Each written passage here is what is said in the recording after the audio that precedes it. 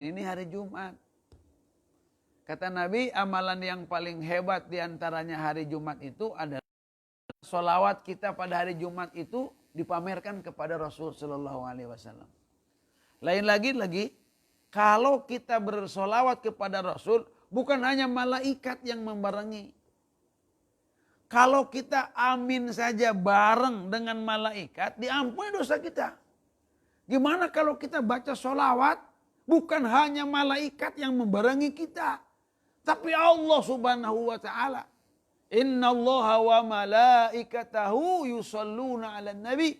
Jadi pantas kalau orang yang bersolawat kepada Nabi 1 kali saja, Allah bersolawatnya 10 kali. Jadi pantas saja kalau kita bersolawat kepada Allah Subhanahu wa Ta'ala, segala kebutuhan kita dipenuhi. Pantas kalau kita bersolawat kepada Rasul Sallallahu Alaihi Wasallam, dosa-dosa kita diampuni. Pantas itu. Masya Allah, makanya amalan yang bisa kita keraskan, bisa kita sirkan, bisa berjamaah, bisa sendirian, bisa rame-rame diungkapkan, bisa disembunyikan, bisa dihitung, bisa dalam keadaan berwudu, bisa juga dalam keadaan tidak berwudu, bisa dalam keadaan berhadas sekalipun. Dalam keadaan duduk boleh, berbaring boleh, tidur boleh, berjalan boleh, sholawat kepada Rasulullah Sallallahu Alaihi Wasallam. Kita ini punya punya kelebihan, khususiat umat akhir zaman ini. Karena umat-umat terdahulu pun bersolawat kepada Rasul Sallallahu Alaihi Wasallam. Ulangi lagi, ini kita agak menyimpang sedikit. Walaupun seorang hamba, walaupun dia seorang miskin, tapi kerjanya dekat dengan Rasul, berkhidmat kepada Rasul, orang itu menjadi mulia. Didoakan oleh seluruh umat Islam yang membaca hadis-hadis yang menyebutkan namanya. Semoga Allah meridhoinya. Ribuan jutaan orang mendoakan, masa iya di antara mereka tidak diijabah oleh Allah Subhanahu wa Ta'ala. Beliau berkatakan, katanya, aku mendengar Rasul Sallallahu Alaihi Wasallam bersabda, alaika bikasratis sujudi lillah. Kalian itu harus banyak sujud kepada Allah. Harus banyak sujud kepada Allah. Sujud dalam arti satu, sujud memang maknanya adalah sholat.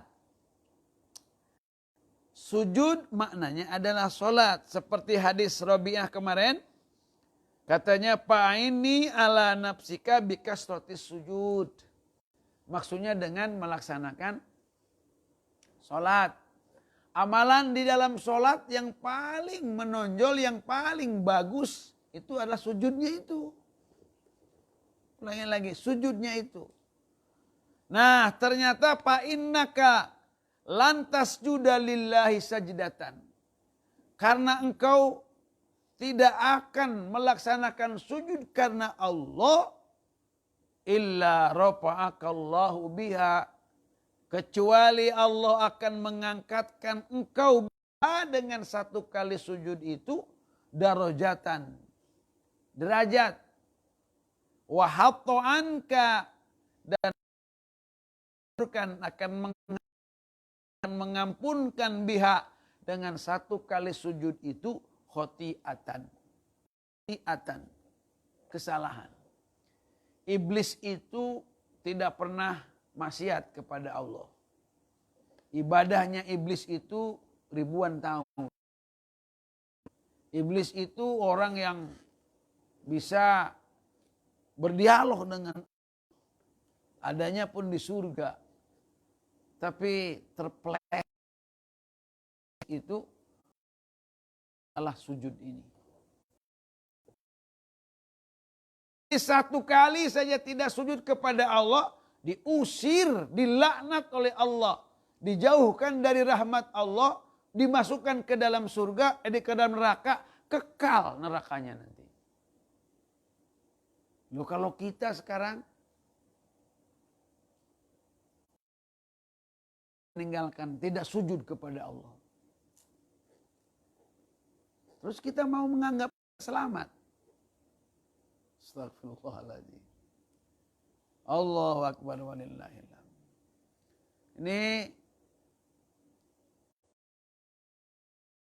Ini sangat luar biasa.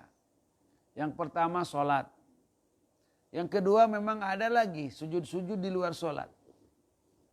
Ada sujud namanya diantaranya misalkan sujud tilawah. Sujud karena kita mendengar atau membaca ayat-ayat sajdah. Yang kedua ada sujud lagi, sujud syukur. Yaitu sujud mengenai kita mendapatkan nikmat. Terutama nikmat besar yang tak terduga.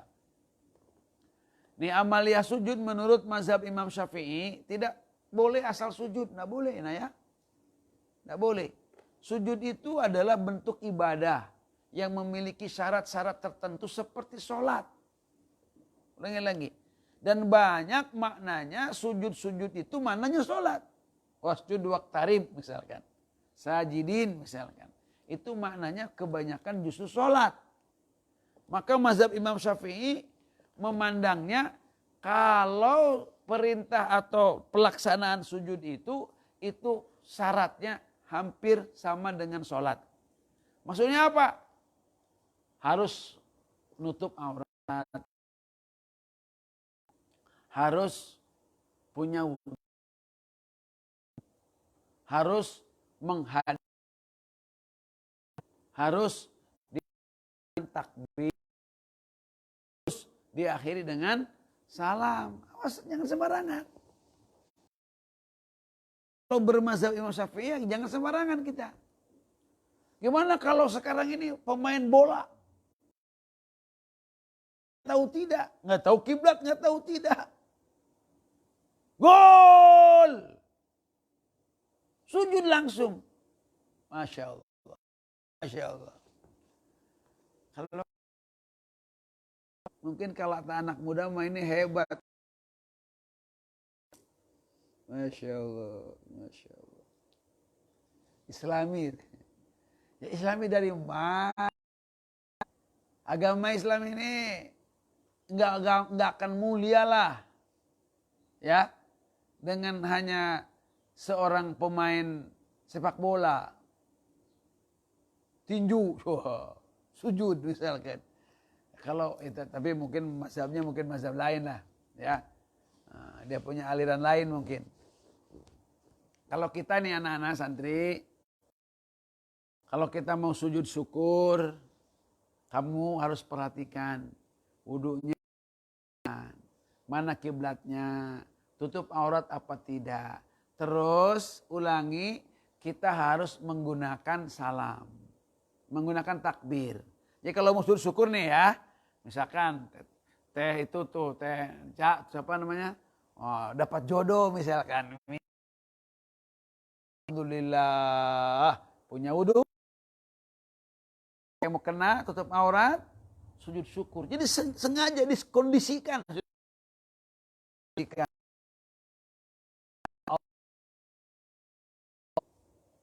Silakan baca apa di situ. Allah silakan, baca sajadah wajib silakan, baca alhamdulillah silakan bersyukur. Nah, kemudian setelah itu kita assalamualaikum. Seperti itu sujudnya ya. Jangan kita misalkan nih di bandara, nggak tahu dia punya hadas ataupun tidak, main sujud aja. Terapilah, baguslah. Lihat nanti dulu, kita sampai dulu. Kita wudhu dulu, tahu kiblat, tutup aurat, syukur kepada Allah, sujud. Gitu. Kalau kita berkepenganten, nggak usah begitu nanti penganten. Begitu malam pertama, jangan mengawali kegiatan pengantin kecuali dengan sholat dulu 2 rakaat. Ajib. Mana? Ngelai semua pengantin malam pertama. Ngarang wae. Engke ya waktuna. Ada waktunya ya. Masya Allah. Ini luar biasa. Yang sangat luar biasa. Apakah Nabi menyatakan, kau tidak akan sujud kepada Allah satu sujud saja. Kecuali Allah akan mengangkatkan dengan satu kali sujud saja. Tak tahu nih derajatnya kayak apa derajatnya. Yang jelas ya kepala kita, wajah kita yang mulia ini ketika kuat nantinya. Di akhirat nanti ia tidak akan mampu mengangkatkan kepalanya. Allah akan paksa dia sujud nanti. Sehingga malaikat-malaikat akan menggiringnya dengan api-api. Mereka harus jalan dengan kepalanya. Na'udzubillah min dzalik. Nah, kalau orang-orang yang sering sujud, Masya Allah. Nanti di dalam mukanya juga orang yang sholat, orang yang sujud itu akan ada simahum fi wujuhim min asaris sujud. Asar sujud ini bukan hitam di sininya, bukan yang hitam di sini. Itu mah jidat itu mah. Asar sujud itu dari wajah. Wajah itu mana ya? Ini ada wajah, ini wajah, ini wajah, ini bukan hanya jidat doang. Itu mah bisa disungkur-sungkur gitu, sajadah gitu tanya, bukan itu, nah bukan.